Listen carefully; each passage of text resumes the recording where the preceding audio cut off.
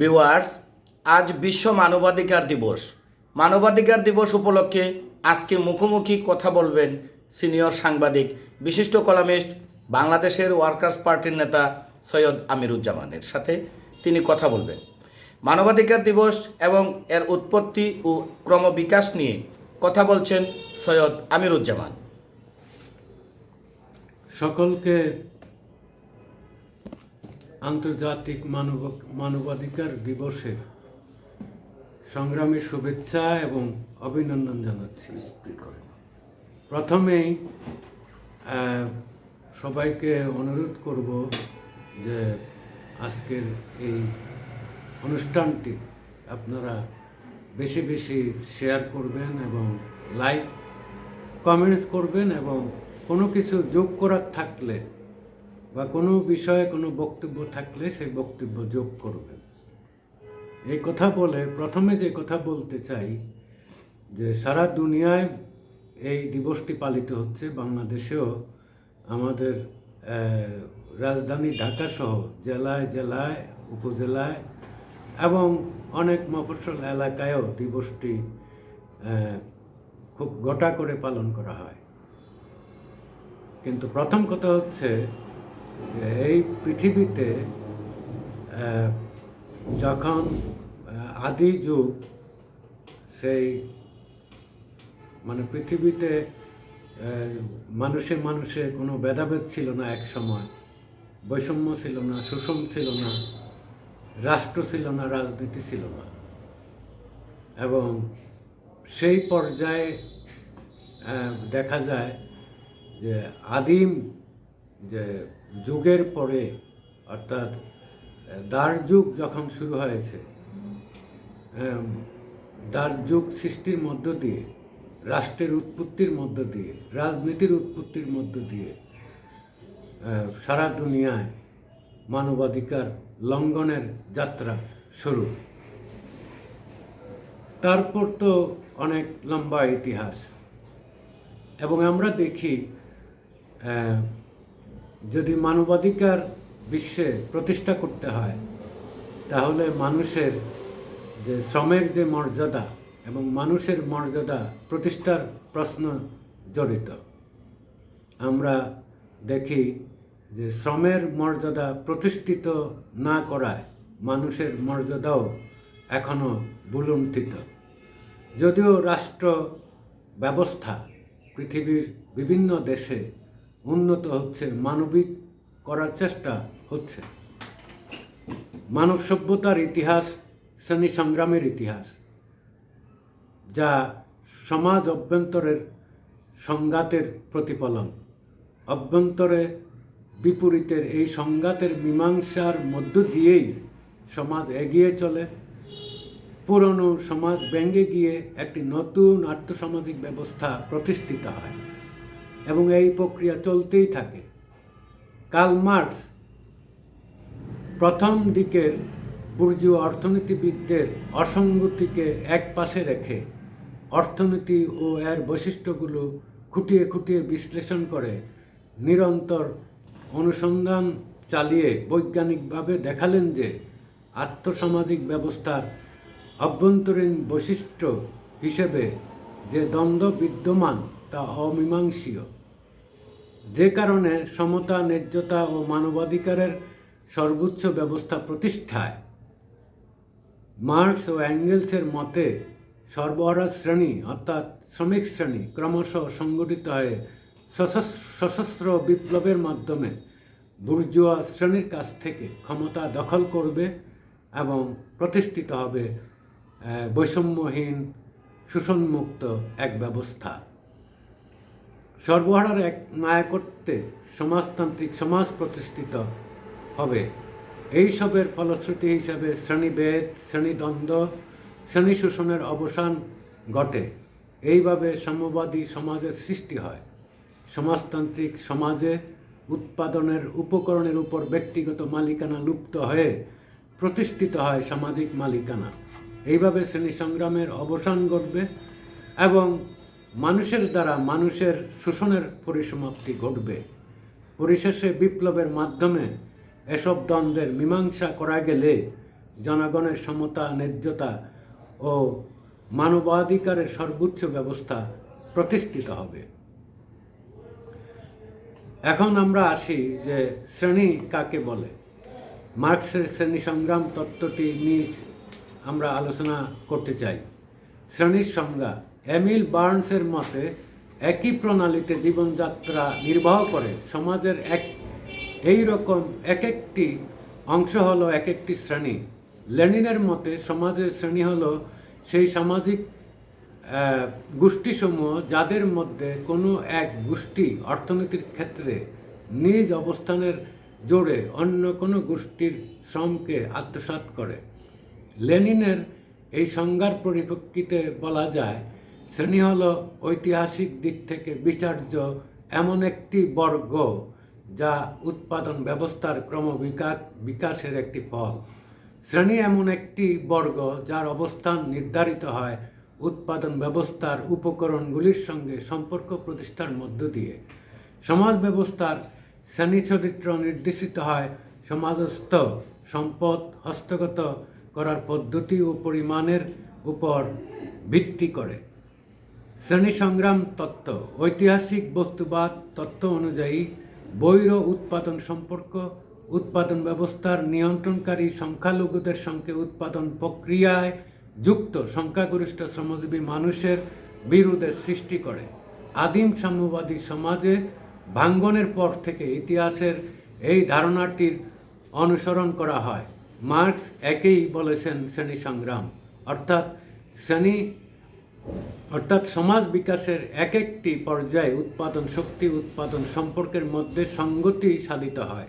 সমাজের সেই স্তরে শ্রেণী সংগ্রামের অবসান ঘটিয়ে শ্রেণী সংগ্রামের মাধ্যমে এক একটি সমাজ ব্যবস্থার উত্থান ও পতনই হল সমাজ বিকাশের অন্যতম চালিকা শক্তি।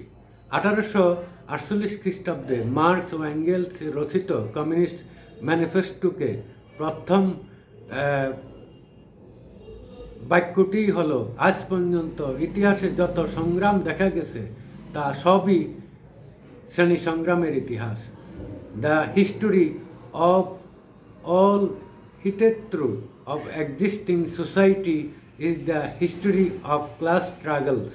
মূলত মার্কস ও এঙ্গেলস ঐতিহাসিক বস্তুবাদের দৃষ্টিতে প্রমাণ করেছেন যে আদিম সাম্যবাদী সমাজ ব্যতীত আজ পর্যন্ত যত সমাজ উদ্ভূত হয়েছে তাদের সকলের ইতিহাস হলো শ্রেণী সংগ্রামের ইতিহাস।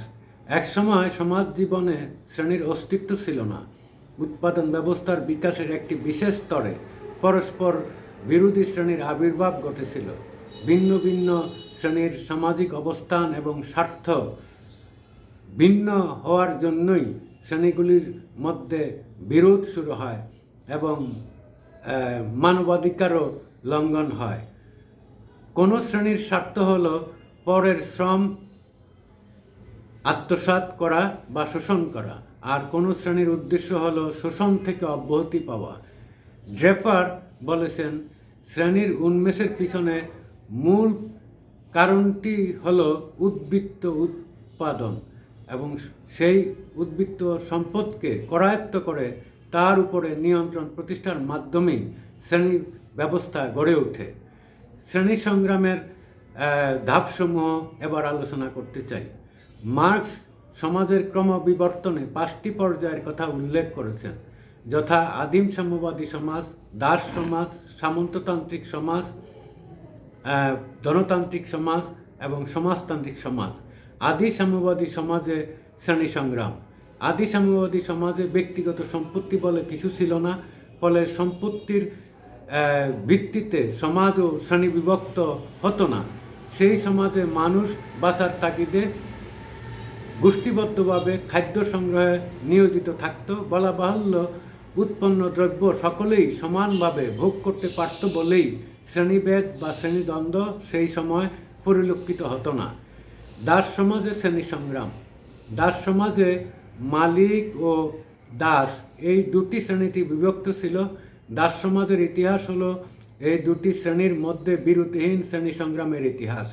দাসদের শ্রম শোষণ করে মুষ্টিমেয় দাস মালিক সম্পদশালী হয়ে উঠল। দাস সমাজে প্রথমে ব্যক্তিগত সম্পত্তির ধারণা গড়ে ওঠে এবং পরবর্তীকালে দাস মালিক ও দাস শ্রেণীর মধ্যে বৈরিতামূলক সম্পর্ক গড়ে ওঠে।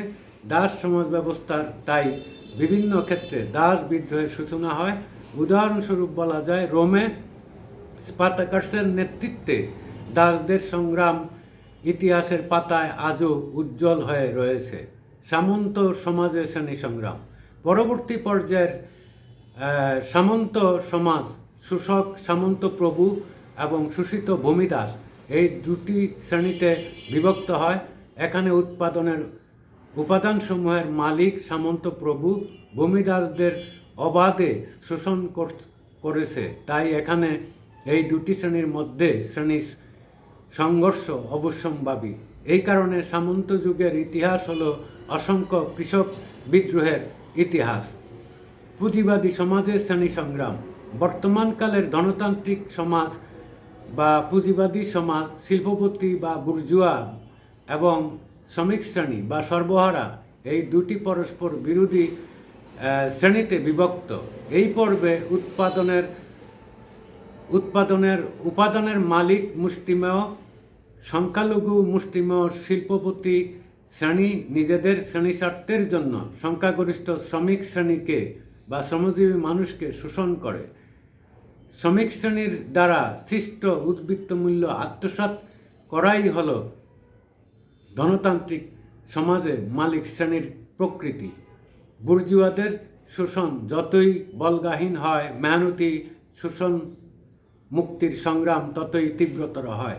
ধীরে ধীরে সংগঠিত সরবরাহ শ্রেণী রাষ্ট্রশক্তি দখল করার জন্য সশস্ত্র সংগ্রামে সামিল হয়। এর পরিণতিতে পুঁজিবাদী রাষ্ট্র ব্যবস্থার পতন ও সমাজতান্ত্রিক রাষ্ট্রের উদ্ভব হয়। সমাজতান্ত্রিক সমাজের শ্রেণী সংগ্রাম। মার্কস ও অ্যাঙ্গেলসের মতে সর্বহারা শ্রেণী অর্থাৎ শ্রমিক শ্রেণী ক্রমশ সংগঠিত হয়ে সশস্ত্র বিপ্লবের মাধ্যমে বুর্জুয়া শ্রেণীর কাছ থেকে ক্ষমতা দখল করবে এবং প্রতিষ্ঠিত হবে। সর্বহারা এক নায়কত্বে সমাজতান্ত্রিক সমাজ প্রতিষ্ঠিত হবে এবং সর্বহারার গণতান্ত্রিক ব্যবস্থা প্রতিষ্ঠিত হবে।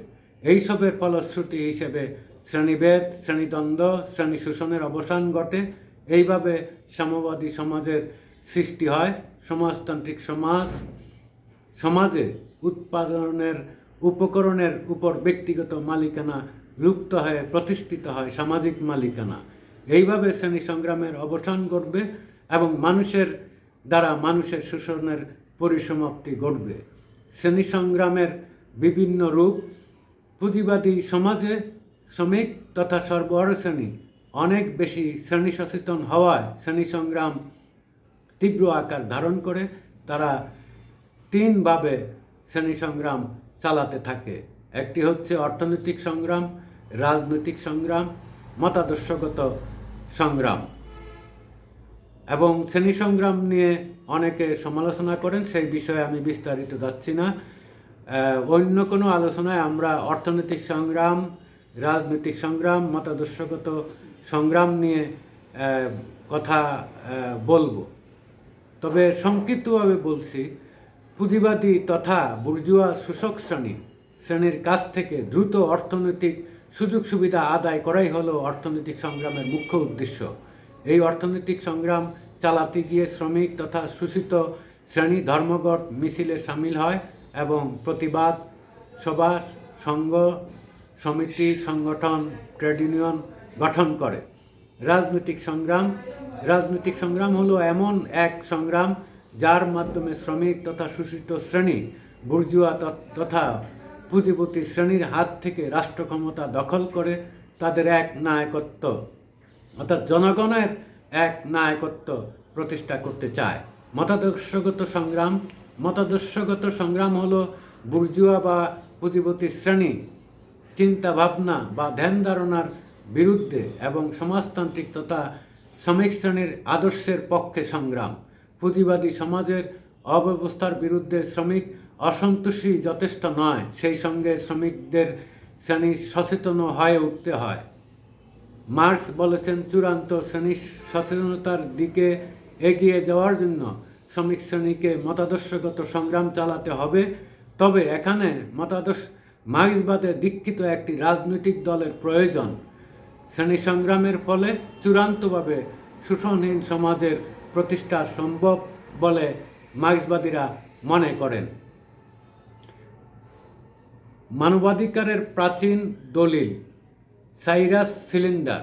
মানবাধিকারের প্রাচীন দলিল দেখতে অনেকটা পিপার মতো। মাটির তৈরি এই সিলিন্ডার 2600 বছরের পুরনো। পারস্যের অর্থাৎ বর্তমান ইরান অঞ্চল তৎকালীন সম্রাট সাইরাসের নামে নামকরণ সাইরাস সিলিন্ডার। বিশেষজ্ঞদের দাবি এটি বিশ্বের প্রথম মানবাধিকার সনদ। খ্রিস্টপূর্ব 539 সালে বেবিলন দখল করার পর সাইরাসের নির্দেশে সিলিন্ডারটি তৈরি করা হয়েছিল। এতে খোদাই করে লেখা আছে পারস্য সাম্রাজ্য জুড়ে ধর্মীয় স্বাধীনতা, সহিষ্ণুতা, মানবাধিকার বাস্তবায়নের কথা। যুক্তরাজ্যের লন্ডনে অবস্থিত ব্রিটিশ মিউজিয়াম থেকে সিলিন্ডারটি সম্প্রতি কিছুদিনের জন্য ধার নেয় যুক্তরাষ্ট্র। দেশটির বিভিন্ন শহরে নিদর্শনটি প্রদর্শিত হয়। ফলে মানবাধিকার প্রতিষ্ঠার পারস্যের অবদানের কথা নতুন করে আলোচনায় আসে। ব্রিটিশ মিউজিয়ামের পরিচালক নীল ম্যাকগ্রেগর বলেন, সাইরাস ও দারিউস প্রতিষ্ঠিত পারস্য সাম্রাজ্যের বিস্তার ছিল বলকান অঞ্চল থেকে শুরু করে মধ্য এশিয়া পর্যন্ত। জাতিগত বৈচিত্র্য এবং বিভিন্ন সংস্কৃতি ও ধর্মের প্রতি সহিষ্ণুতার আদর্শ ওই রাষ্ট্রেই প্রথমবারের মতো প্রতিষ্ঠিত হয়েছিল। একটি তথ্য অনেকেরই বিস্মিত করতে পারে, আর তা হলো যুক্তরাষ্ট্রের সংবিধান প্রণেতারা সাইরাসের সেই আদর্শে প্রভাবিত হয়েছিলেন। সেই বিবেচনায় আধুনিক যুক্তরাষ্ট্রের পথচলায় ইরানের অবদান স্বীকার করতে হয়।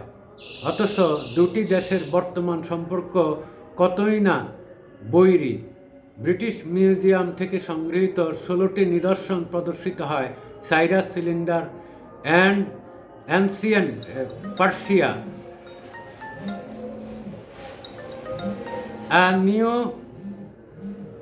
বিগিনিং শীর্ষক প্রদর্শনীতে। আর সাইরাস সিলিন্ডারই এই প্রদর্শনীর মূল আকর্ষণ। পিপা আকৃতি সিলিন্ডারটি বেবিলনের ভিত্তিস্তম্ভে ব্যবহার করা হয়েছিল। ব্রিটিশ প্রত্নতাত্ত্বিক ও কূটনীতিক হরমুজাদ রেসামের নেতৃত্বে মেসোপটেমিয়া, বর্তমান ইরাক থেকে সিলিন্ডারটি 1879 সালে উদ্ধার করা হয়। সাইরাস সিলিন্ডারে বর্ণিত রয়েছে সম্রাট সাইরাসের বেবিলন আক্রমণের ইতিহাস। তিনি বেবিলনের দেবতা মারদুকের আমন্ত্রণে প্রথম সেখানে গিয়েছিলেন। আধিপত্য প্রতিষ্ঠার পর তিনি মুক্তি দিয়েছিলেন বেবিলনীয়দের হাতে নির্যাতিত দাস জাতিগোষ্ঠীকে। এছাড়া তাদের প্রার্থনালয়ে বিভিন্ন দেবদেবীর মূর্তি ফিরিয়ে দেওয়া হয়েছিল সাইরাসের নির্দেশেই। মুক্তি পাওয়া ব্যক্তিদের মধ্যে ইহুদিরাও ছিল। তাদের নিজ নিজ দেশে ফিরে যাওয়ার ব্যবস্থা করে দেন সাইরাস। এসব অসাধারণ পদক্ষেপ বা অবদানের জন্য একজন উদার ও আলোকিত সম্রাটের সুনাম অর্জন করেন সাইরাস। সাইরাসের জীবনের উপর ভিত্তি করে গ্রিক চিন্তাবিদ জেনোফেন লিখেছেন সাইরোফিটিয়া বইটি গ্রিক ও লাতিন ভাষায় ইউরোপে 1767 সালে প্রদর্শিত হয়। একটি কপি স্থান পেয়েছে ওয়াশিংটন ডিসির বিশেষ প্রত্ন প্রদর্শনীতে। আরেকটি কপি ছিল সাবেক মার্কিন প্রেসিডেন্ট টমাস জেফারসনের সংগ্রহে, যা বর্তমানে যুক্তরাষ্ট্রের লাইব্রেরি অব কংগ্রেসে সংরক্ষিত রয়েছে। সক্রেটিসের সমসাময়িক চিন্তাবিদ জেনোফন লিখেছেন, সাইরাস কিভাবে সহিষ্ণুতার উপর ভিত্তি করে একটি বৈচিত্র্যময় সমাজ শাসন করতেন। ইউরোপ আমেরিকায় রাজনৈতিক চিন্তাবিদদের মধ্যে বুদ্ধিবৃত্তিক জাগরণের যুগে সাইরোফিডিয়া বা সাইরাসের উদারপন্থী ও অসাম্প্রদায়িক আদর্শ জনপ্রিয়তা অর্জন করে। 1787 সালে যুক্তরাষ্ট্রের সংবিধানের খসড়া প্রণেতারাও বইটির মাধ্যমে বিশেষ প্রভাবিত হয়েছিলেন। যুক্তরাষ্ট্রের ওয়াশিংটন ডিসিতে অবস্থিত সংগ্রহশালা প্রিয়ার অ্যান্ড সেকলার গ্যালারিসের পরিচালক জুলিয়ান রেবি বলেন, মানবিকতার প্রতি ইরানের অনন্য অবদানের বিষয়টি মার্কিনদের সামনে তুলে ধরার বিষয়টি খুবই গুরুত্বপূর্ণ। বৈচিত্র্যময় সংস্কৃতিতে সমৃদ্ধ একটি দেশকে ধর্মীয় সহিষ্ণুতার আদর্শের ভিত্তিতে পরিচালনার কথা অষ্টাদশ শতকের রাষ্ট্রনায়করা গুরুত্ব সহকারে বিবেচনা করেছিলেন। যুক্তরাষ্ট্রের স্বাধীনতার ঘোষণা প্রকাশের প্রায় 100 বছর পর সাইরাস সিলিন্ডারটি ভূগর্ভ থেকে উদ্ধার করা হয়। ওই ঘোষণার খসড়া প্রণেতা টমাস জেফারসন ও তার সহযোগীরা নির্ভর করেছিলেন জেনোফেনের সাইরোফিডিয়ার উপর। জেফারসন পরবর্তী সময় যুক্তরাষ্ট্রের তৃতীয় প্রেসিডেন্ট হিসেবে নির্বাচিত হয়েছিলেন। তিনি সাইরাসের আদর্শ নিবিড়ভাবে পড়েছিলেন এবং পরিবারের অন্য সদস্যদের পড়তেও বলেছিলেন। ওয়াশিংটন ডিসি ভিত্তিক সংগ্রহশালা প্রিয়ার অ্যান্ড সেকলারের পরিচালক কিউরেটর মাসুমেহ ফরহাদ বলেন, জেফারসন তার নাতিকে একটি চিঠিতে লিখেছেন, গ্রিক ভাষা শেখা শুরু করার পর প্রথমেই সাইরোফিডিয়া পড়া উচিত। কালের বিবর্তনে সাইরাস সিলিন্ডারটিতে একাধিক ভাঙ্গন দেখা দিয়েছে, তবে এর ঐতিহাসিক বা প্রত্নতাত্ত্বিক গুরুত্ব এতটুকু ম্লান হয়নি। এবার আসি ফরাসি বিপ্লব প্রসঙ্গে। 235 বছর পূর্বে 1789 সালের 14 জুলাই ফ্রান্স রাজ্যের প্যারিসের কুখ্যাত বাস্তিলে বিক্ষোভ হয়। ফ্রান্সের সম্রাট ষোড়শ লুই তৃতীয় শ্রেণীর বুর্জুয়াদের কাছে আত্মসমর্পণ করলেও তিনি পুরনো রাজতন্ত্রের প্রতীক হয়ে থাকতে চেয়েছিলেন। শুধুমাত্র সেই কারণে ফ্রান্সের প্রধান অর্থমন্ত্রী নেকারকে সরিয়ে দিয়ে সেই পদে প্যারিস ও ভার্সাইয়ের সেনা মোতায়েন করেন। এরপর ফ্রান্সের উত্তপ্ত জনতা 1789 সালের 14 জুলাই বাস্তিল দুর্গ আক্রমণ করে ও দখল করে নেয়। এই বাস্তিল দুর্গের পতনের মধ্য দিয়ে ফরাসি বিপ্লব সংগঠিত হয়। এই বিপ্লব ছিল তদানীন্তন ফ্রান্সের শত শত বছর ধরে নির্যাতিত বঞ্চিত থার্ড স্টেট বা সাধারণ মানুষের পুঞ্জীভূত ক্ষোভের বহিঃপ্রকাশ। এই বিপ্লবের আগে সমগ্র ফ্রান্সের 95% সম্পত্তির মালিক ছিল মাত্র 5% মানুষ, অথচ সেই 5% মানুষই কোনো আয়কর দিত না এবং এই ব্যবস্থার বিরুদ্ধে যারা প্রতিবাদ করতে তাদেরকে এই বাস্তিল দুর্গে বন্দি করে নির্যাতন করা হতো। বাস্তিল দুর্গ ছিল স্বৈরাচারী সরকারের নির্যাতন ও জুলুমের প্রতীক। একবার কোনো বন্দি সেখানে প্রবেশ করলে জীবন নিয়ে আর ফিরে আসার সম্ভাবনা থাকতো না।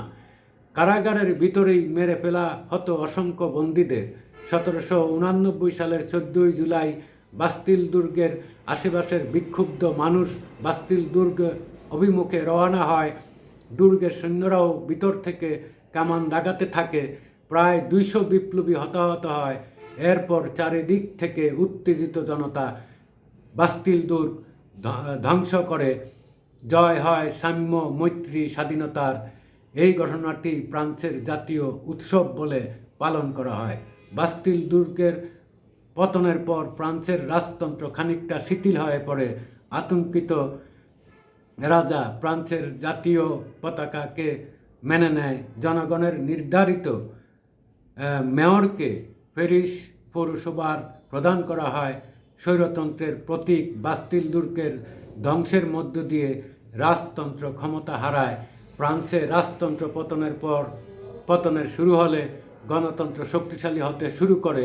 জনগণের আক্রমণে ফ্রান্সের বাস্তিল দুর্গের পতন হলে সম্রাটরা বুঝতে পারে তাদের সময় বেশি দিন থাকবে না। এরপর থেকে গণতন্ত্র জোর বাড়তে শুরু করে ও ফ্রান্সে গণতন্ত্র প্রতিষ্ঠা পায়। ফরাসি বিপ্লব ইউরোপ এবং নতুন বিশ্বের উপর একটি বড় প্রভাব ফেলেছিল। মানব ইতিহাসের গতিপথ পরিবর্তনের নিয়ামক ভূমিকায় অবতীর্ণ হয়েছিল।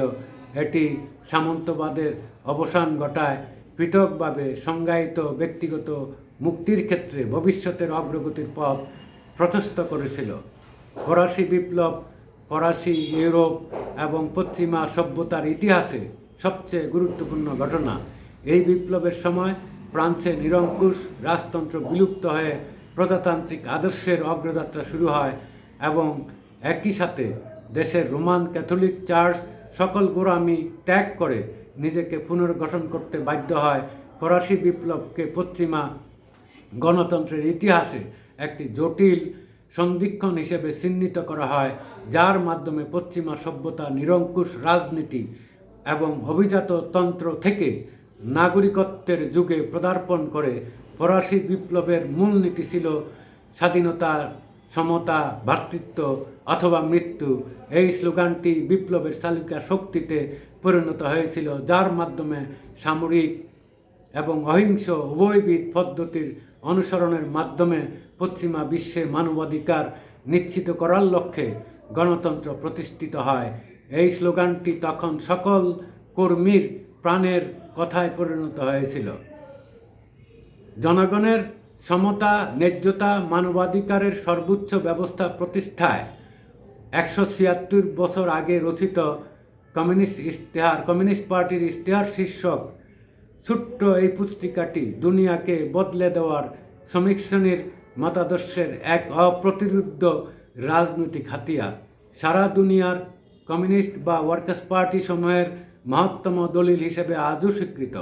এমন কোনো জ্ঞান পিপাসু মানুষ পাওয়া যাবে না যিনি ইশতেহারের সঙ্গে বোঝাপড়া না করে অগ্রসর হতে পেরেছেন।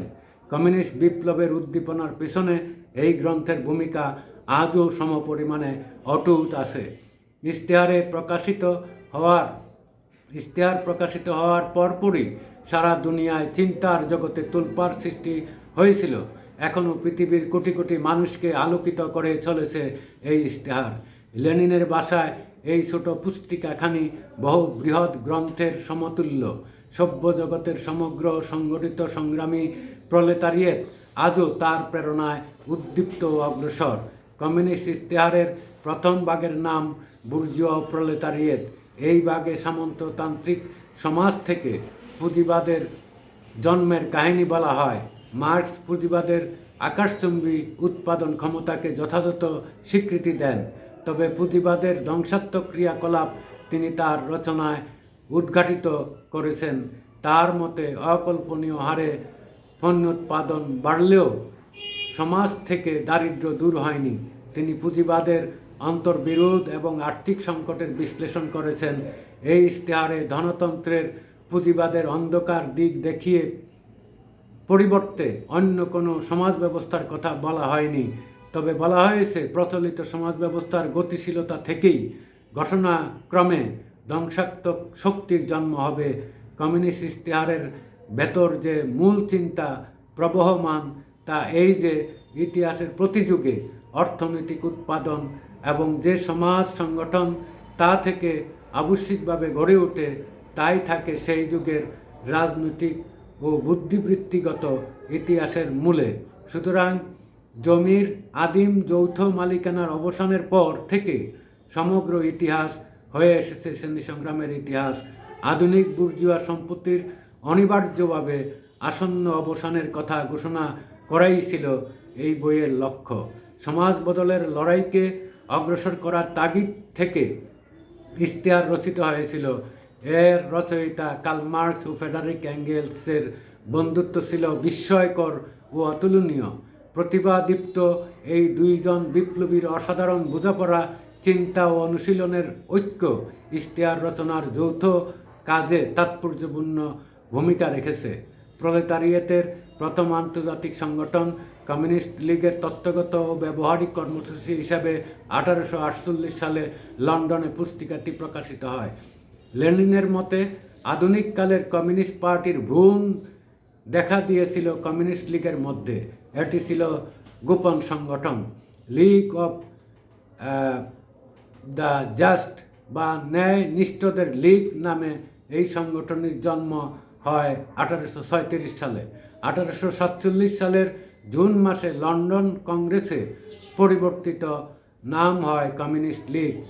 নামের সাথে সাথে এর চরিত্রও বিপ্লবী ধারায় বদলে ফেলা হয়। 1847 সালকেই কমিউনিস্ট লীগের প্রতিষ্ঠাকাল এবং জুন কংগ্রেসকেই প্রথম কংগ্রেস ধরা হয়। একই বছর 29 নভেম্বর থেকে 8 ডিসেম্বর লন্ডনে অনুষ্ঠিত কমিউনিস্ট লীগের দ্বিতীয় কংগ্রেসে অর্থাৎ কমিউনিস্ট নীতি ও চিন্তাধারা সম্বলিত একটি ইশতেহার গৃহীত হয়। এরপর অ্যাঙ্গেলস খসড়া আকারে প্রণয়ন করেন কমিউনিস্ট কনফেশন অফ ফেথ। ব্লাঙ্কিবাদী, প্রৌঢ়বাদী, লাসালপন্থী, বাইতলিং এর খ্রিস্টীয় সমাজতন্ত্র সহ বিভিন্ন পেটিবুর্জুয়া সমাজতান্ত্রিক দৃষ্টিভঙ্গির সঙ্গে আপোষ করে এই দলিলটি রচিত হয়। ওই বছরই অ্যাঙ্গেলস 25টি প্রশ্নোত্তর সম্বলিত এক খসড়া দলিল প্রণয়ন করেন, যা প্রিন্সিপালস অফ কমিউনিজম নামে পরিচিত। আপোষমূলক এই দলিলটি কংগ্রেসে গৃহীত হয়নি। শেপার ও হ্যাস কর্তৃক রচিত আরও দুটি খসড়া দলিল কমিউনিস্ট লীগের প্যারিস কমিটি কর্তৃক প্রত্যাখ্যাত হয়। শেষ পর্যন্ত কমিউনিস্ট লীগের দ্বিতীয় কংগ্রেসে নতুন ইশতেহার রচনার দায়িত্ব পড়ে মার্কস ও অ্যাঙ্গেলসের উপর। কংগ্রেসের আলোচনার সমস্ত নোট সঙ্গে নিয়ে মার্কস ও অ্যাঙ্গেলস চলে যান ব্রাসেলসে। সেখানেই রচিত হয় কমিউনিস্ট পার্টির ইশতেহার। কমিউনিস্ট লীগের কর্মসূচি হিসেবে 1848 সালের ফেব্রুয়ারি মাসে লন্ডনে ইশতেহারটি 23 পৃষ্ঠার পুস্তিকাকারে প্রথম প্রকাশিত হয়। 1848 সালের মার্চ থেকে জুলাই মাসে জার্মান রাজনৈতিক দেশান্তরীদের গণতান্ত্রিক মুখপত্র এটি কিস্তিতে কিস্তিতে প্রকাশিত হয়। প্রথম সংস্করণের ভুল ভ্রান্তি দূর করে সেই বছরই জার্মান মূল পাঠটি লন্ডনে প্রকাশিত হয়। 30 পৃষ্ঠার এই সংস্করণটিকেই মার্ক অ্যাঙ্গেলস পরবর্তীতে ব্যবহার করেন। ফরাসি, পোলিশ, ইতালীয়, ডেনিশ, ফ্রেমিশ ও সুইডিশ এসব ভাষাতে ইশতেহার তখন অনুদিত হয়। 1850 সালের প্রথম ইংরেজি সংস্করণে রচয়িতা হিসেবে কার্ল মার্কস ও ফ্রেডারিক অ্যাঙ্গেলসের নাম প্রথমবারের মতো উল্লেখ করা হয়। 1883 সালের জার্মান সংস্করণের নাম নেওয়া হয় কমিউনিস্ট পার্টির ইশতেহার। ইশতেহারের মূল বক্তব্য নীতির গুরুত্ব আজও অটুট রয়েছে। মার্কস অ্যাঙ্গেলস ইশতেহারের কিছু বক্তব্য পরবর্তীতে যুগোপযোগী করেছেন। মার্কসের মৃত্যুর পর অ্যাঙ্গেলস অনেকগুলি সংস্করণ দেখে দিয়েছিলেন। বুর্জুয়া প্রলেতারীয় ও কমিউনিস্টরা, সমাজতান্ত্রিক ও কমিউনিস্ট সাহিত্য এবং বিদ্যমান বিভিন্ন বিরোধী পার্টির সম্পর্কে কমিউনিস্টদের অবস্থান, এই 4টি অধ্যায়ের পাশাপাশি ইশতেহারের ভূমিকা, অংশ এবং টিকাও খুব গুরুত্বপূর্ণ। কমিউনিস্টদের লক্ষ্য উদ্দেশ্য স্পষ্ট করে ঘোষণা করা প্রয়োজন বলে ইশতেহারের শুরুতেই উল্লেখ করা হয়েছে, কারণ তখন ইউরোপে সকল শক্তির কাছে কমিউনিজম উদীয়মান শক্তি হিসেবে বিবেচিত। ইউরোপ ভূত দেখছে, কমিউনিজমের ভূত, এই বিদ্রুপাত্মক বক্তব্য দিয়েই শুরু হয়েছে ইশতেহার, আর শেষ হয়েছে এক দীপ্ত ঘোষণা দিয়ে। আপন মতামত ও লক্ষ্য গোপন করতে কমিউনিস্টরা ঘৃণাবোধ করে। খোলাখুলি তারা ঘোষণা করে যে তাদের লক্ষ্যে সিদ্ধ হতে পারে কেবল সমস্ত প্রচলিত সমাজ ব্যবস্থার সবল উচ্ছেদ মারফত। কমিউনিস্ট বিপ্লবের আতঙ্কে শাসক শ্রেণীরা কাপুক, শৃঙ্খল ছাড়া প্রলেতারিয়েতের হারাবার কিছু নেই, জয় করার জন্য আছে গোটা জগৎ, দুনিয়ার মজদুরে এক হও। কমিউনিস্টদের দার্শনিক অবস্থান সুনির্দিষ্ট করার পাশাপাশি প্রায়োগিক কর্তব্য নির্দিষ্ট করেছে ইশতেহার। দ্বান্দ্বিক বস্তুবাদী ধারায় মানব সমাজের ইতিহাসকে ব্যাখ্যা করাই হচ্ছে ঐতিহাসিক বস্তুবাদ। মার্কস এঙ্গেলস দেখালেন সমাজের ভিত্তি হচ্ছে অর্থনীতি, উৎপাদন শক্তি, উৎপাদন সম্পর্কের দ্বন্দ্বের পথ ধরে অনিবার্যভাবে আসে সমাজ বিপ্লব। শ্রেণী সংগ্রামের মধ্য দিয়ে পুঁজিবাদী সমাজকে উচ্ছেদ করে প্রতিষ্ঠিত হবে সমাজতন্ত্র সাম্যবাদ। নিজেদের মালের জন্য অবিরাম প্রসারমান এক বাজারের তাগিদ বুর্জুয়া শ্রেণীকে সারা পৃথিবীময় দৌড় করিয়ে বেড়ায়। সর্বত্র তাদের ঢুকতে হয়, সর্বত্র গেড়ে বসতে হয়, যুগসূত্র স্থাপন করতে হয় সর্বত্র। এভাবেই ইশতেহারের বুর্জুয়া শ্রেণীর স্বরূপ উদ্ঘাটন করা হয়েছে। বুর্জুয়া শ্রেণীর বিপ্লবী ভূমিকা, তার সীমাবদ্ধতা, পরিণতির কথা তাৎপর্যপূর্ণভাবে তুলে ধরা হয়েছে ইশতেহারে। আধুনিক বুর্জুয়া শ্রেণী হচ্ছে একটা দীর্ঘ বিকাশ ধারার ফল এবং উৎপাদন ও বিনিময় পদ্ধতির বৈপ্লবিক পরিবর্তনের পরিণতি। উৎপাদনের অবিরাম বৈপ্লবিক পরিবর্তন সমস্ত সামাজিক অবস্থার অনবরত নড়চড়, চিরস্থায়ী অনিশ্চয়তা এবং আলোড়নকে বুর্জুয়া যুগের বৈশিষ্ট্য বলা হয়েছে ইশতেহারে। বুর্জুয়া সমাজের উৎপাদন শক্তি অতীতের সকল যুগের সমগ্র উৎপাদন শক্তির চেয়ে আকারেও পরিধিতে বড়। পুঁজিবাদে অনেক ধারার বৈষম্য, শোষণ, নিপীড়ন একাকার হয়ে যায় এবং একটা অন্যটাকে পুষ্টি প্রদান করে থাকে। কোনটা দৃশ্যমান, কোনোটা অদৃশ্য। বুর্জুয়া শ্রেণী গ্রামাঞ্চলকে শহরের প্রধানত ও মুখাপেক্ষী এবং বর্বর বা অর্ধবর্বর দেশগুলিকে, সভ্য দেশের কৃষিপ্রধান জাতিগুলিকে বুর্জুয়া প্রধান জাতির প্রাচ্যকে প্রতীচ্যের উপরে নির্ভরশীল করে তুলেছে। বুর্জুয়ারা সভ্যতার নাম করে বর্বরতম জাতিদেরও বুর্জুয়া উৎপাদন প্রণালী গ্রহণে বাধ্য করে এবং নিজের ছাঁচে জগৎ গড়ে তোলে। বুর্জুয়া শ্রেণী সকলকেই মজুরিভোগী শ্রমজীবীতে এবং পারিবারিক সম্বন্ধকে নিছক আর্থিক সম্পর্কে পরিণত করে। সমস্ত সামন্ততান্ত্রিক, পিতৃতান্ত্রিক প্রকৃতি সুবন সম্পর্ক ধ্বংস করে দিয়ে নগ্ন নির্লজ্জ পাশবিক শোষণ কায়েম করে। ইশতেহার দেখিয়েছে যে বুর্জুয়া শ্রেণীর যে প্রগতিশীল ও বিপ্লবী ভূমিকা ছিল তা স্থায়ী হয় না। আধুনিক বুর্জুয়া সমাজ শ্রেণী বিরোধ দূর করতে পারে না। এক সময় সমাজ বিকাশের প্রতিবন্ধক হয়ে দাঁড়ায়, তখন নতুন শ্রেণীর আধিপত্য এবং নতুন সমাজ ব্যবস্থায় অনিবার্যতা স্পষ্ট হয়ে ওঠে। সেই নতুন বিপ্লবী শ্রেণী হচ্ছে প্রলেতারিয়েট, আর নতুন সমাজ হচ্ছে সমাজতন্ত্র। নতুন শ্রেণী অত্যাচারের নতুন অবস্থা, নতুন ধরনের সংগ্রাম দেখা যায়। বুর্জুয়া এবং প্রলেতারিয়েট পরস্পরের সম্মুখীন এই দুই বিশাল শত্রু শিবিরে গোটা সমাজ ভাগ হয়ে পড়ে। সামন্ততান্ত্রিক ব্যবস্থাকে ধ্বংস করে বুর্জুয়া শ্রেণী যে অস্ত্র সৃষ্টি করে তা তার নিজের বিরুদ্ধেই উদ্যত হয়। এই অস্ত্রের সঙ্গেই অস্ত্র ধারণকারী তথা কবর খননকারী প্রলেতারিয়েটকে সে সৃষ্টি করে। বুর্জুয়া শ্রেণীর পতনের সঙ্গে সঙ্গে প্রলেতারিয়েটের জয়লাভ অনিবার্য হয়ে ওঠে। সমাজ বিকাশের এক স্বাভাবিক প্রক্রিয়া হিসেবেই পুঁজিবাদের বিকাশের কথা ইশতেহারে বলা হয়েছে। পুঁজিবাদের বিকাশ মানে পুঁজিবাদের বিজয় নয়, পুঁজিবাদী বিশ্বায়ন এবং পুঁজিবাদের মহাবিপর্যয়ের কথা ইশতেহারে উল্লেখ আছে। বুর্জুয়ার বিপ্লবকে প্রলেতারীয় বিপ্লবের ভূমিকা পর্ব বলে অভিহিত করে সেই বিপ্লবে শ্রমিক শ্রেণীর কর্তব্য নির্ধারণ করা হয়েছে ইশতেহারে বলা হয়েছে মজুরি দাসত্বের শেকল থেকে শ্রমিক শ্রেণীর মুক্তির কথা। বুর্জুয়াদের হাত থেকে ক্রমেই সমস্ত পুঁজি কেড়ে নেওয়া, প্রলেতারিয়েটের হাতে উৎপাদনের সমস্ত উপকরণ কেন্দ্রীভূত করার জন্য প্রলেতারিয়েটকে শাসক শ্রেণী পদে উন্নীত করা এবং তার রাজনৈতিক আধিপত্য নিশ্চিত করার কথা বলা হয়েছে।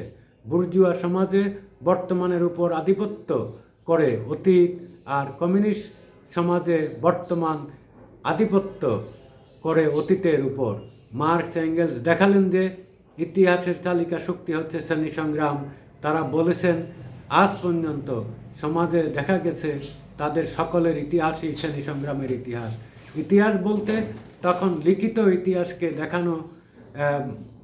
ইতিহাসকে বোঝানো হয়েছিল, কিন্তু মর্গানের আবিষ্কারের ফলে দেখা গেল আদিম কমিউনিস্ট সমাজে শ্রেণী সংগ্রাম বলে কিছু ছিল না। বিষয়টি এঙ্গেলস 1888 সালের ইংরেজি সংস্করণে এবং পরবর্তীতে তার পরিবার, ব্যক্তিগত মালিকানা, রাষ্ট্রের উৎপত্তি গ্রন্থে উল্লেখ করেছেন। প্রলেতারিয়েট হলো বর্তমান যুগে সমাজের মূল নিপীড়িত অংশ এবং প্রকৃত বিপ্লবী শ্রেণী। শ্রমিক শ্রেণীর মুক্তি ছাড়া শোষণ ও নিপীড়নের হাত থেকে মানব মুক্তি সম্ভব নয়। অন্য সব শ্রেণীকে মুক্ত না করে শ্রমিক শ্রেণী মুক্ত হতে পারে না। শ্রমিক শ্রেণী বুর্জুয়া শ্রেণীর কর্তৃত্বের কবল থেকে নিজেকে মুক্ত করবে, ফলে তার সকল শোষণ, নিপীড়ন, শ্রেণী পার্থক্য, শ্রেণী সংগ্রাম থেকে চিরদিনের মতো মুক্তি আসবে। নিম্ন মধ্যবিত্ত, ছোট শিল্প, কারখানার মালিক, দোকানদার, কারিগর, চাষি, এরা বুর্জুয়াদের বিরুদ্ধে লড়াই করে নিজেদের অস্তিত্বটাকে বাঁচাবার জন্য। অত্যাচারী এবং অত্যাচারিতদের প্রকাশ্য অপ্রকাশ্য অবিরাম লড়াই শেষ হয় সমাজের বৈপ্লবিক পুনর্গঠনে। বুর্জুয়া শ্রেণীর বিকাশের সাথে সাথে প্রলেতারিয়েতও বিকশিত হয়। বুর্জুয়া শ্রেণীর বিরুদ্ধে প্রলেতারিয়েতের সংগ্রাম শুরু হয়। জন্ম মুহূর্ত থেকে নানা পর্যায়ের মধ্য দিয়ে তাকে যেতে হয়। বুর্জুয়ার স্বার্থে প্রলেতারিয়েতের উপর আইন, নৈতিকতা, ধর্মের মতো বুর্জুয়া পক্ষপাতমূলক ধারণা চাপিয়ে দেওয়া হয়। উৎপাদনের উপকরণের উপর প্রলেতারিয়েতের কোনো মালিকানা নেই। সমাজ থেকে সব ধরনের বৈষম্য বিলুপ্ত করতে হলে ব্যক্তিগত মালিকানা উচ্ছেদ করতে হবে। আধুনিক বুর্জুয়া সম্পত্তির অনিবার্যভাবে আসন্ন অবসানের কথা তুলে ধরেছে ইশতেহারের ভাষায় কমিউনিস্টদের তত্ত্বকে এক কথায় প্রকাশ করা চলে ব্যক্তিগত মালিকানার উচ্ছেদ। মার্কস এঙ্গেলস ঘোষণা করেন যে পুঁজিবাদী সমাজের পতন অবশ্যম্ভাবী এবং অনিবার্য পরিণতি হচ্ছে সমাজতন্ত্র। পুঁজিবাদ তার কবর খননকারী প্রলেতারিয়েতের সৃষ্টি করেছে। বুর্জুয়া শ্রেণীর বিরুদ্ধে প্রলেতারিয়েতের সংগ্রাম জয়যুক্ত হবে এবং মানুষের দ্বারা মানুষের শোষণের অবসান ঘটবে। সারা বিশ্বে সর্বোচ্চ মানবাধিকার প্রতিষ্ঠিত হবে। প্রলেতারিয়েত দখল করবে রাষ্ট্র ক্ষমতা, কায়েম করবে মানবাধিকার, শ্রমিক শ্রেণীর এক নায়কত্ব। পৃথিবী এগিয়ে যাবে এক নতুন শ্রেণীহীন সমাজ, কমিউনিস্ট সমাজের দিকে। তার জন্য শ্রমিক শ্রেণীর নিজস্ব পার্টি, কমিউনিস্ট পার্টি বা ওয়ার্কার্স পার্টি গড়ে তুলতে হবে। এই সার কথাই প্রতিফলিত হয়েছে কমিউনিস্ট ইশতেহারে বলা হয়েছে কমিউনিস্টরাই হলো শ্রমিক শ্রেণীর অগ্রণী বাহিনী। সুনির্দিষ্টভাবে তুলে ধরেছে কমিউনিস্ট পার্টির দায়িত্ব, কর্তব্য, নেতৃত্ব প্রদানের বিষয়। কমিউনিস্টদের আশু কর্তব্য হিসেবে প্রলেতারিয়েতকে সংগঠিত করা, বুর্জুয়া আধিপত্যের উচ্ছেদ, প্রলেতারিয়েত কর্তৃক রাজনৈতিক ক্ষমতা দখল, এই তিনটি কাজের কথা বলা হয়েছে। সামগ্রিকভাবে প্রলেতারিয়েতের স্বার্থ থেকে বিচ্ছিন্নতা ও স্বতন্ত্র কোনো স্বার্থ কমিউনিস্টদের নেই।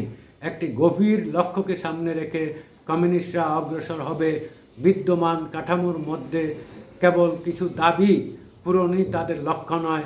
কমিউনিস্টরা প্রচলিত সামাজিক ও রাজনৈতিক ব্যবস্থার বিরুদ্ধে প্রতিটি বিপ্লবী আন্দোলন সমর্থন করে, নানা ধরনের লড়াই কর্মকাণ্ডে যুক্ত থাকে, কিন্তু কখনোই সমাজের মৌলিক পরিবর্তনের লক্ষ্যের কথা ভুলে না। কমিউনিস্টরা ব্যক্তির উপর ব্যক্তির শোষণের পাশাপাশি জাতির উপর জাতির শোষণও বন্ধ করতে চায়। শ্রমিক শ্রেণীর পার্টিগুলির সর্বাপেক্ষা অগ্রসর ও দৃঢ়চিত্ত অংশ হিসেবে কমিউনিস্টরা অন্য সবাইকে সামনে নিয়ে যায়। জাতীয় সংগ্রামের ভেতর থেকে প্রলেতারিয়েতের সাধারণ স্বার্থকে কমিউনিস্টরা সামনে টেনে আনে। শ্রমিক শ্রেণীর সাময়িক স্বার্থ রক্ষার জন্য কমিউনিস্টরা লড়াই করে থাকে, কিন্তু আন্দোলনের বর্তমানের মধ্যেও তারা আন্দোলনের ভবিষ্যতের প্রতিনিধি, তার রক্ষক। এবার আমরা সর্বশেষ এতক্ষণ যে আমরা আলোচনা করলাম, এগুলি মানবাধিকারের প্রশ্ন জড়িত। এখানে আমার আরও অনেকগুলি প্রসঙ্গ রয়ে গেছে। শ্রমিক শ্রেণীর প্রথম রাষ্ট্র পেরিকমিয়ন সেখানে আছে, এবং সমতা, ন্যায্যতা, মানবাধিকারের সর্বোচ্চ ব্যবস্থার জন্য যে 1917 সালে যে মহান অক্টোবর বা নভেম্বর সমাজতান্ত্রিক বিপ্লব হয়েছিল, এই প্রসঙ্গ। এবং এভাবে মানবাধিকারের উৎপত্তি ও ক্রমবিকাশ যে বিভিন্ন সময় হয়েছে, মানবাধিকার কি, তার উৎপত্তি, ক্রমবিকাশ, মানবাধিকার, অন্যান্য প্রসঙ্গ, মানবাধিকারের কতিপয় দিকসমূহ, মানবাধিকারের উৎপত্তি, ক্রমবিকাশ, ইংল্যান্ডে মানবাধিকারের বিকাশ, Magna Carta, Bill of Rights যে 1668 সালে যেটা তৈরি হয়েছিল, পিটিশন অফ রাইটস প্রদান, এবং আমেরিকাতে মানবাধিকারের বিকাশ, ফ্রান্সে মানবাধিকার, জাতিসংঘ কর্তৃক মানবাধিকারের ঘোষণা, যে দিনটি 1948 সালের আজকের এই দিনে ঘোষিত হয়েছিল, মানবাধিকারের সার্বজনীন ঘোষণাপত্র। এবং 30টি ধারা রয়েছে, 1, 2, 3 এভাবে 30 পর্যন্ত।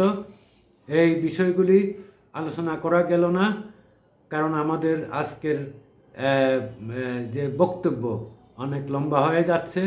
আমরা জানি যে মানুষের এত লম্বা সময় কথা বলার ধৈর্য থাকে না। অন্য কোনো এজেন্ডায় আলোচনা করার চেষ্টা করব। পরিশেষে যে কথা বলে শেষ করব কয়েক লাইনে, সেটা হচ্ছে যে মানুষের অধিকার সংরক্ষণের ক্ষেত্রে যে মানবাধিকারের কথা বলা হচ্ছে, বাস্তবিক অর্থে তা অত্যন্ত গুরুত্বপূর্ণ ও তাৎপর্যমণ্ডিত। মানবাধিকার সনদ প্রদান করার পর তার প্রতি অনেকের আশা আকাঙ্ক্ষা ছিল, কিন্তু এত কিছু করার পর বর্তমান ফিলিস্তিন, ইরাক, আফগানিস্তান, মায়ানমার পরিস্থিতি মানবাধিকার বিকাশের পথে অন্তরায় হয়ে দাঁড়িয়েছে। এবং আজকের যে সিরিয়া যা ঘটছে, এটা একটা চিন্তার বিষয়।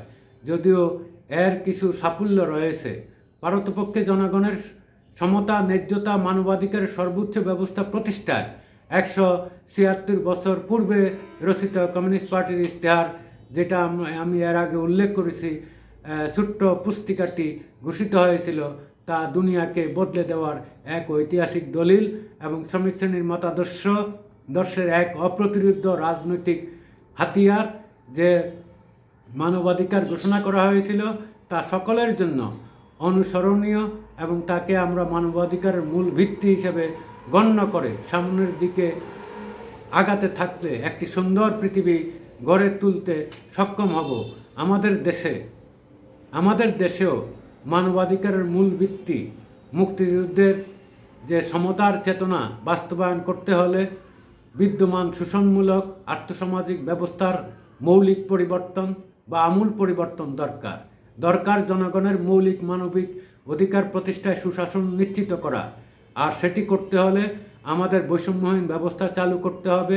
সমতা, ন্যায্যতা সহ অন্ন, বস্ত্র, শিক্ষা, চিকিৎসা, বাসস্থান তথা সমগ্র জনগণের মৌলিক অধিকার নিশ্চিত করার নিমিত্তে গণতন্ত্র, সমাজতন্ত্র, ধর্মনিরপেক্ষতা এবং জাতীয়তাবাদ, এই 4 নীতিতে পরিকল্পিত অর্থনীতির পথনকশা এবং এর আলোকে পঞ্চবার্ষিকী পরিকল্পনা ঘোষণা করা এবং এর ভিত্তিতে প্রতি বছরের বাজেট প্রণয়ন ও বাস্তবায়নের মাধ্যমে দেশকে এগিয়ে নিতে হবে। তাহলেই শিল্পায়ন, কৃষির গণতান্ত্রিক সংস্কার, কর্মসংস্থান, সামগ্রিক পরিমাণগত ও গুণগত পরিবর্তন সহ জন আকাঙ্ক্ষা পূরণ করা সম্ভব হবে। যারা এতক্ষণ আমার বক্তব্য শুনলেন, সকলকে আবারও সংগ্রামী শুভেচ্ছা, অভিনন্দন জানিয়ে শেষ করছি। বিপ্লব দীর্ঘজীবী হোক, মেহনতি জনতার জয় অনিবার্য।